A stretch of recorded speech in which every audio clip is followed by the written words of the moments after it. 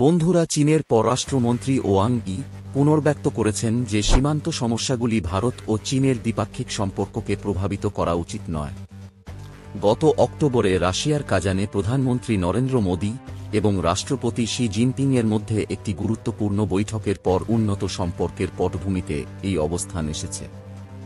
এই বৈঠকটি দ্বিপাক্ষিক সহযোগিতা বৃদ্ধি এবং সংলাপ প্রক্রিয়া পুনরুজ্জীবিত করার দিকে একটি কৌশলগত পরিবর্তনের সূচনা করেছে, যার ফলে বিভিন্ন ক্ষেত্রে ইতিবাচক ফলাফল এসেছে। চীনের পররাষ্ট্রমন্ত্রী ওয়াং ই চীন ও ভারতের মধ্যে সহযোগিতার গুরুত্ব পুনর্ব্যক্ত করেছেন, তাদের সম্পর্ককে ড্রাগন ও হাতির নৃত্য এর সাথে তুলনা করেছেন। তিনি জোর দিয়ে বলেছেন যে উভয় জাতির মৌলিক স্বার্থ রক্ষার জন্য পারস্পরিক সমর্থন এবং সহযোগিতা প্রয়োজন।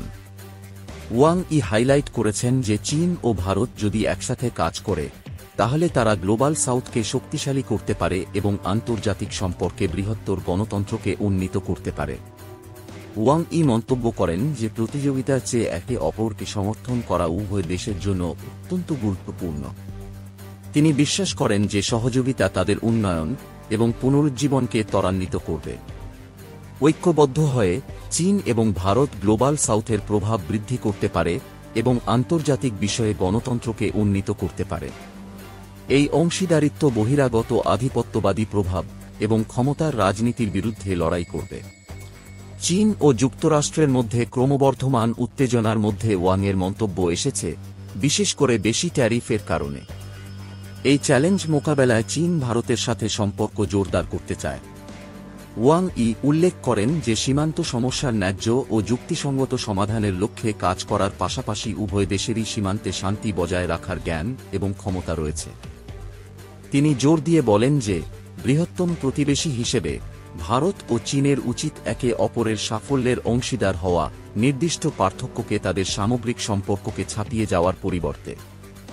ভারতের পররাষ্ট্রমন্ত্রী এস জয়শঙ্কর চীনের সাথে দ্বিপাক্ষিক সম্পর্ক বৃদ্ধির জন্য পদক্ষেপের রূপরেখা তুলে ধরেছেন, যার লক্ষ্য আরও অনুমানযোগ্য এবং ইতিবাচক সম্পর্ক তৈরি করা। চীনা পররাষ্ট্রমন্ত্রী ওয়াং ই ভারত ও চীনের মধ্যে সহযোগিতার গুরুত্বের উপর জোর দিয়ে বলেছেন, পারস্পরিক সুবিধার জন্য এবং গ্লোবাল সাউথকে শক্তিশালী করার জন্য এটিকে ড্রাগন এবং হাতির সহযোগিতামূলক পদক্ষেপ এর সাথে তুলনা করেছেন। জয়শঙ্করের উদ্যোগের মধ্যে রয়েছে চীন নিয়ন্ত্রিত স্থানগুলিতে তীর্থযাত্রা পুনরায় শুরু করা, সরাসরি বিমান পুনরায় চালু করা এবং সাংবাদিকদের আদান প্রদান সহজতর করা। যদিও ভারত আনুষ্ঠানিকভাবে ওয়াং ই এর বক্তব্যের প্রতিক্রিয়া জানায়নি, জয়শঙ্করের মন্তব্য চীনের সাথে গঠনমূলকভাবে যোগাযোগের ইচ্ছা প্রকাশ করে। সাম্প্রতিক কূটনৈতিক প্রচেষ্টা, যার মধ্যে উভয় দেশের উচ্চপদস্থ কর্মকর্তাদের মধ্যে বৈঠকও অন্তর্ভুক্ত, দ্বিপাক্ষিক উদ্বেগ এবং আঞ্চলিক চ্যালেঞ্জ মোকাবেলার লক্ষ্যে পরিচালিত হয়েছে। 2020 সালে গালওয়ান সংঘর্ষের পর কূটনৈতিক শীতলতার পর সম্পর্কের উন্নতি ঘটে এবং এর মধ্যে উল্লেখযোগ্য কথাবার্তা দেখা দেয়, যেমন রাশিয়ায় চীনা রাষ্ট্রপতি শি জিনপিংয়ের সাথে প্রধানমন্ত্রী নরেন্দ্র মোদীর বৈঠক। ওয়াং ইর মন্তব্য ভারত ও চীনের প্রতিযোগিতার পরিবর্তে একে অপরকে সমর্থন করার প্রয়োজনীয়তার উপর জোর দিয়ে বলেছে যে সীমান্ত সমস্যা তাদের দ্বিপাক্ষিক সম্পর্ককে সংজ্ঞায়িত করবে না। তিনি আরও উল্লেখ করেন যে গ্লোবাল সাউথের প্রধান সদস্য হিসেবে আধিপত্যবাদ এবং ক্ষমতার রাজনীতির বিরোধিতা করার জন্য উভয় দেশেরই একটি যৌথ দায়িত্ব রয়েছে। পূর্ব লাদাখের ডেপসাং এবং ডেমচক থেকে সাম্প্রতিক সেনা প্রত্যাহার সম্পর্ক স্বাভাবিক করার দিকে একটি গুরুত্বপূর্ণ পদক্ষেপ। এরপরে উচ্চ পর্যায়ের কূটনৈতিক আলোচনা অব্যাহত রয়েছে, যার মধ্যে রয়েছে জাতীয় নিরাপত্তা উপদেষ্টা অজিত ডোভাল এবং ওয়াং ই এর মধ্যে আলোচনা, সেই সাথে বিদেশ সচিব বিক্রম মিশ্রির বেইজিং সফর।